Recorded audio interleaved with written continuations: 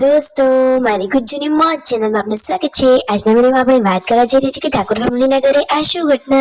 આજે તો છોટુ બેબીની માનતા કરી અને રાકેશભાઈની શિલ્પા ભાભી જોડે કોરા ચેક ઉપર સહી કરાવી અને બેંકમાં લઈ ગયા। અચાનક એવી શું જરૂર પડી, શું પૈસાની તંગી પડી, શું કરી રહ્યા છે તેઓ, શું કઈ નવું ઇન્વેસ્ટમેન્ટ કરી રહ્યા છે, શું કારણ છે, સત્ય કારણ તમારે જાણવું છે। આપણી ચેનલ ઉપર બન્યા રહેજો, માહિતી તમને ફટાફટ મળી રહેશે। મારી ચેનલ ઉપર નવા હોય તો ચેનલને ફટાફટ લાઈક શેર અને સબસ્ક્રાઇબ કરી દો। Full video in life of Thakor channel દોસ્તો ફૂલ વિડીયોની લિંક ડિસ્ક્રિપ્શનમાં મૂકેલી છે, ત્યાં જઈ તમે આખો વિડીયો વોચ કરી શકો છો। આવી ટૂંકી ટચુકડી લાઈવ લેટેસ્ટ ટ્રેન્ડિંગ માહિતી મેળવવા માટે કરી દો મારી ચેનલને ફટાફટ સબસ્ક્રાઇબ। તો ચાલો દોસ્તો વધારે રાહ ન જતા વિડીયોની શરૂઆત કરી દઈએ। તમે વિડીયોમાં જુઓ તો ખરા કે આજે તો તેમના મમ્મી અહીંયા દીવાબત્તી કરવા પહોંચી ગયા છે। તેમને ત્યાં માતાજીની આ માનતા બાધા પૂરી કરવા માટે આવ્યા છે। છોટુ બેબીની ફાઇનલી આજે 1.5 મહિનાની બાધા પૂરી થઈ રહી છે। તો પૂનમ ભાભીએ સરસ મજાનો એને તૈયાર કરી લીધો છે। પ્રસાદી, કંકુ, ચોખા, અગરબત્તી, પૂજાપાઠનો બધો સામાન લઈ મંદિરે દર્શન કરવા માટે આવી ગયા છે। જો તેમના બાજુના ઘરે જ તેમના આ માતાજીના દર્શન કરવાના હતા, તો છોટુ બેબીને અહીંયા દર્શન કરાવી લીધા છે। અને જુઓ તો ખરા કે હવે આજથી પૂનમ ભાભી ફ્રી થયા, એટલે કે હવે તેઓ રસોડામાં જઈ શકે અને બધા જ કામકાજ કરી શકે। બધાએ તિલક કર્યા છે તો બધાના ચહેરા કેટલા સરસ લાગી રહ્યા છે। અને આ આટલા બધા ચેક કોના છે? તો રાકેશભાઈના બેંકના ખાતાના આટલા બધા ચેક અને એમના ખાતામાં આટલા બધા પૈસા છે।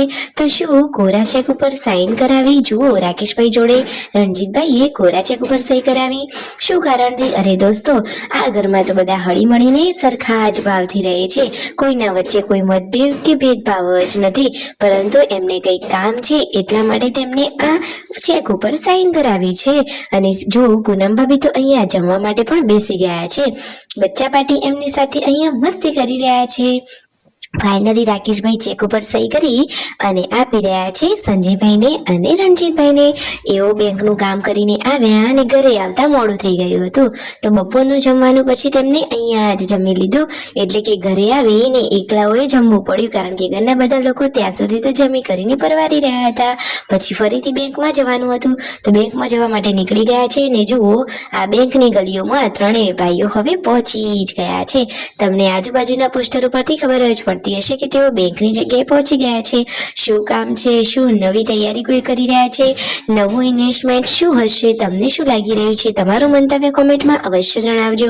પછી કામ પતાવીને ઘરે આવ્યા 2-3 દિવસમાં અવશ્ય આપણને એ ફાઇનલ કામની ખબર પડી જવાની છે, કારણ કે હાથમાં ફાઇલો છે, બેંકમાં જવાનું કામ છે, તો કંઈક તો નવું હશે જ ને।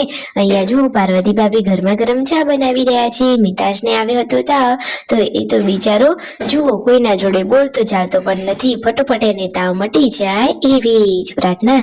અને અહીંયા જુઓ આ સંજયભાઈ, રણજીતભાઈ ને લોકો અત્યારે કંઈક બહાર જઈ રહ્યા છે, તો હજુ તેમને કંઈક થોડુંક કામ બાકી રહી ગયું છે। કહે છે કે હમણાં તો થોડા દિવસ આવી રીતે બહાર જવાનું જ રહેશે, તો એ કામે જઈ રહ્યા છે ને હવે પૂનમ ભાભીની રસોડામાં એન્ટ્રી મળી ગઈ છે, તો આજે તો એમને રસોઈ કરવાનો બહુ જ આનંદ છે। કહે છે કે ઘણા ટાઈમ પછી રસોડામાં આવું છું, તો આજે તો હરખ જ સમાતો નથી, પરંતુ ગેસનો બાટલો ખતમ થઈ ગયો છે, એટલે ચૂલા ઉપર રસોઈ કરવાની છે। તો રસોઈ કરવા માટે આજે પૂનમ ભાભી પણ બેસી ગયા છે।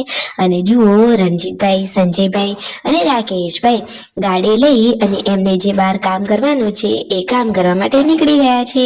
તમને ખબર પડી હોય તો કામનું નામ જલ્દીથી કમેન્ટ કરો, સબસ્ક્રાઇબ